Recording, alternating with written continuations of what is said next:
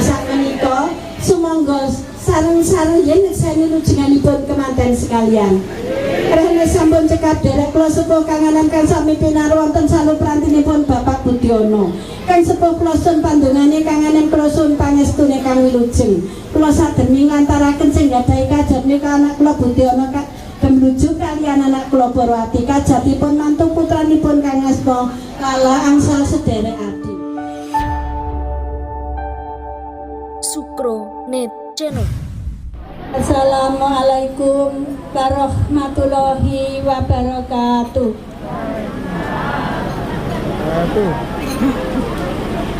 Nuwun sewu para rawuh sekalian.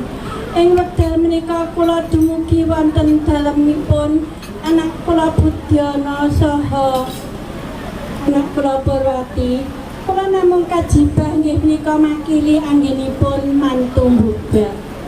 Kadenten anak kula Budiono kalian anak kula Purwati menika mantu putra-putrinipun ingkang pragil dadosipun wonten acaranipun mbubak kawak tumplak punjen utawi mbubak kawak tutup punjen. Mbubak kawak tutup tumplak punjen menika boten ateges anak kula Budiono menika sampun boten pareng kagungan kersa malih boten. Ananging putra-putrinipun ingkang dipun nikmati samenika sampun kanthi putrinipun pragil menika.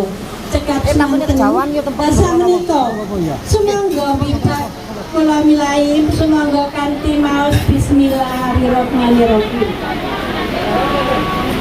Wanita aku jodohan karo kowe kira-kira wis ana 100 taun ora iso kurang nek iso luwih. Banjur duweni putra sak jodoh. Nanging bune kedaten gunung luwih dhuwur segara luwih amba, yen jodoh iku mesti ketemu. Aku ya eling karo pinangkamu bune. Siramu putra sangka ngadi luwih, asmamu Mbok Sri cukup. Banjur aku putra sangka Sidarjo yaiku aranku Pak Slamet. Lah saiki bune putramu tak arani Mbok Titi ya bune. Karena nuwun inggih bapake. Bune, iki rupane jodhone putramu wis teka bocah sangka Semanding. Kang aran Joko Umbaran iki reka dayamu kepriye bune? Bapake, kula menika tiyang istri. Saged kula namung nyimpen utawi ngopeni lha panjenengan nika prantun kakung ingkang rajin setia bapake. Lah yen kaya mangkono bune, iki padha rungokno ya bune. Aku arep duweni pitutur marang putramu bocah sakloron. Kawula nuwun inggih bapake, kula namung jurung panonga kewala bapake. Saiki ngene ya nggih, putraku bocah sakloron iki padha rungokno ya nggih ya. Kawula nuwun inggih Kanjeng Rama. Sing diarani wong wadon ya nggih. Wong wadon iku sipate mengadon-adon menyanggani tangga teparo. Lah yen wanita iku wani nata uga wani ditata kena kanggo tepat tuladhane bangsa ya nggih. Mulane sliramu aja duweni sifat wadon ya nggih. Sliramu duweni sifat kawanitan. Kawula nuwun inggih Kanjeng Rama dawuh panjenengan badhe kula gemi sramine gesang Kanjeng Rama. Sing diarani senajan sliramu ya semono kaya nggih. Sing diarani priya iku wong lanang. Lah wong lanang yen ora duweni sifat malang-malang, aja sawenang-wenang anggonmu mengkoni wanita ya nggih. Kawula nuwun inggih Kanjeng Rama. Dawuh panjenengan ugi badhe kula gemi sramine gesang Kanjeng Rama. Wis bune rene nggo pitutur marang putramu bocah sakloron wis cukup. Aku saiki tak lunga blayar menyang kutha Mendang Kamulyan. Golek donya Brana Mas Peces Raja Brana. Sak kena kanggo suranane putramu yen bebrayan besok ya bune. Kawula nuwun inggih bapake nanging sampun dangu-dangu. Mengko selamsaken putra-putri panjenengan bapake. Iya Bune, ora liwat aku njaluk pandongamu cek gampang. Olehku golek sandang kelawan pangan yang nyarya. Kawula nuwun inggih Kanjeng Rama. Bapake kula namung jurung pandonga. Mugi-mugi enggal pinabulan apa ingkang dados pikajengan panjenengan Bapake. Iya Bune, lan kula sedagar menyang pamendang kamulyan golek donya brana. Mas Pecos Raja Brana ya wis oleh. Nanging wadahe kok isih repot banget iki rupane ana cupungane Astagina sekembaran. Iki wae becik tak pundhut tak nggo wadah. Endah bungae keluargaku sing ana manjen aku mulih asta cupungane Astagina sekembaran iki. Ora suwen-suwen aku ana kutha kene becik aku enggal-enggal mulih tumuju menyang garwa lan putraku. Bune, aku saiki ya wis mulih Bune. Tak inggih enggal sanget Bapake. Iya Bune oleh pandongamu. Ya gampang olehku golek sandang kelawan pangan. Ya Bune. Bapake. Wonten pundi? Ugi kados pundi rupinipun cupungane Astagina sekembaran menika Bapake. Kilo Bune, tawadai cupungane Astagina sekembaran iki bukaan dhewe ya Bune.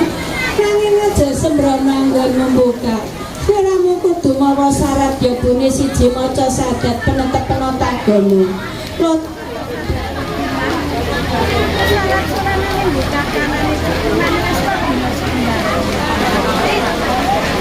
Kawula nuwun inggih Bapake. Menawi kados ngaten kula nyuwun dipangestu panjenengan. Kula badhe nyuranane mbikak kawontenanipun cupungane Astagina sekembaran nika Bapake. Iya Bune, tak ideni kaya banyu mili.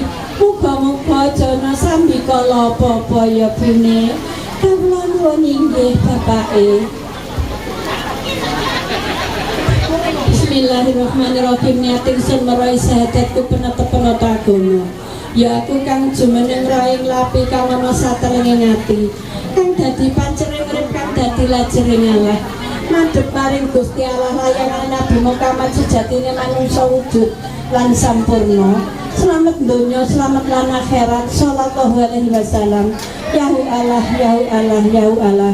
Yahu Rasul marang pangeran la ilaha illallah.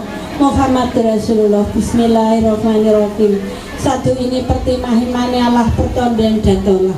Hakikate Allah Rasulullah. Jiwa rawar sifat papat awal amal wan wadon ora nyekel sadat pertimah. Iku ora nyata maring wadone ora sah maring islami. Sallallahu alaihi wasallam. Yahu Allah, yahu Allah, yahu Allah. Yahu Rasul maring pangeran la ilaha illallah Muhammad Rasulullah. Bismillahirrahmanirrahim. Niating semere sadatku pertimah. Setatas nuwe banyu jasmani, setatas nuwe banyu Muhammad. Suci maring Allah la ilaha illallah Muhammad Rasulullah. Bismillahirrahmanirrahim. Niating sun merai sadatku pertimah sami wadon ingsun wadon ya ingsun wadon sejati ya sejatine wong wadon. Suci maring Allah la ilaha illallah Muhammad Rasulullah.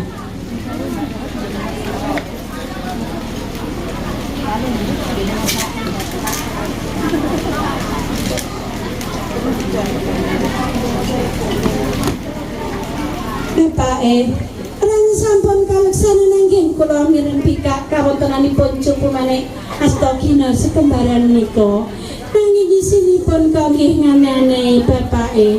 Bune, aneh kang kaya apa Bune?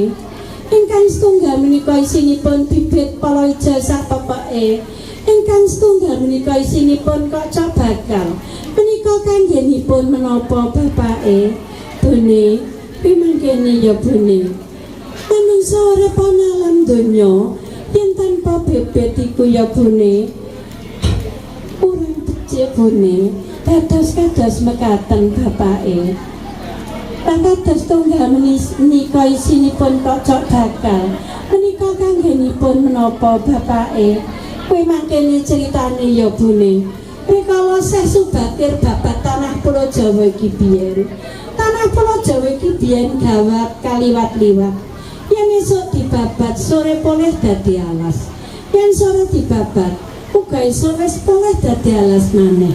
Banjur Sesu Bakir kuwi bingung atine bune. Piyambake banjur kemutan nyiptakake tumbal cok bakal. Alas kuwi mau katumbalan cok bakal dibabat kawusana bisa dadi negara iki ya bune. Mula eling dan eling-eling ya bune, yen siramu sik miturut nalurine para leluhur kita biyen. Yen duweni karep aja nganti ninggalake cok bakal ya bune. Ananging jaman saiki wis beda maneh, akeh wong kang ora nganggake cok bakal. Kena-kena wae bune, ananging yen siramu lepas ora nganggake cok bakal. Siramu kudu mantep, madhep, mantep. Ora duweni rasa was-was ya bune. Dados kados mekaten bapake. Iya bune. Lah kados bibit palawija menika bapake, sedaya kok inggih sarwa kawak. Kados kok inggih warni-warni rupinipun bapake. Iya bune.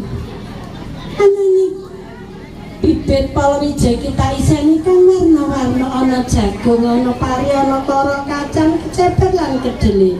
Iku mangertenane ya bune. Awake dhewe iki mbutuhake tetanduran kang kaya mangkono kuwi bune. Lah kanggenipun menapa bapake kados para kacang kecebet menika kanggenipun menapa bapake bune? Kuwi tanduran kang bisa babar, mangklat, merambat-rambat. Dadi kena kanggo tepa tuladane putra putrimu besok yen bebrayan. Uripe bisa babar, mangklat, merambat-rambat kaya tetandurane kuwi bune. Ateges putramu besok uripe bisa mulya bune. Matur sembah nuwun sanget bapake. Ananging sedaya menika kok inggih sarwa kawak bapake. Iya bune. Ananging samubarangku sakabeh tak iseni kang sarwa kawak. Uga pari kawak, jagung kawak, kara kawak, kacang kawak lan kedhelé kawak. Awake dhewe iki mantu mbubak kawak bune. Mula sliramu kudu nesek nang sedulurmu kabeh ya bune.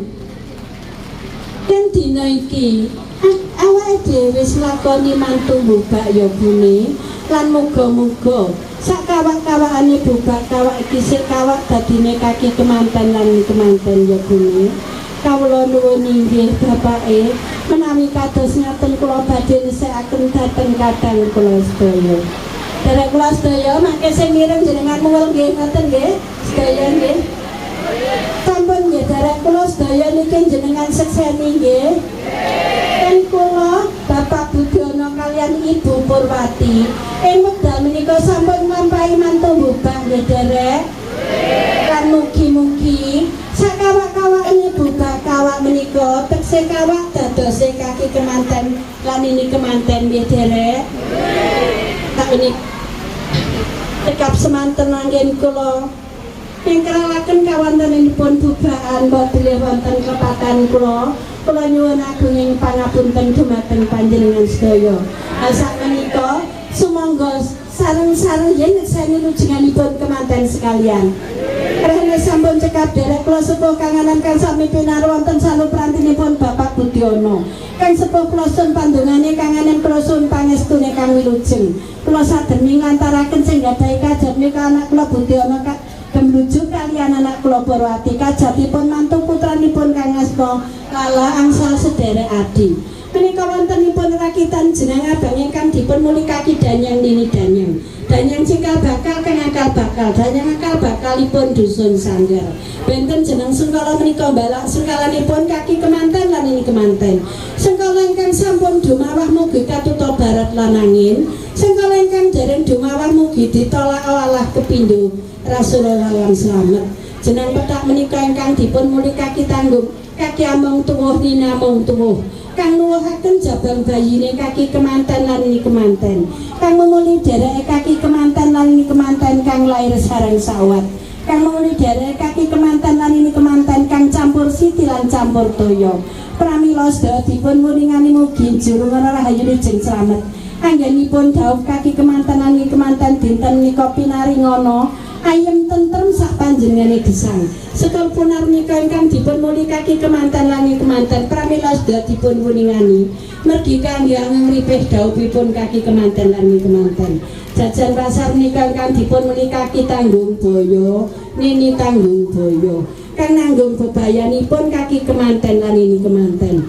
Pramila sedaya dipun wuningani mugi njurung ana rahayu wijik slamet anggenipun dawuh kaki kemanten lan kemanten dinten niku pinani ngono ayem tentrem sak panjenengan gesang mampun wonten alanganipun setunggal punapa-punapa kaseksanan dinten pitu pekenan gangsal dinten akad legi kang kangge lantaran tulak blayi wekasan slamet. Sampun kula kinten cekap semanten mbok bilih wonten klepatan kula nyuwun agunge pangapunten dhumateng panjenengan lan akhir kalam assalamualaikum warahmatullahi wabarakatuh.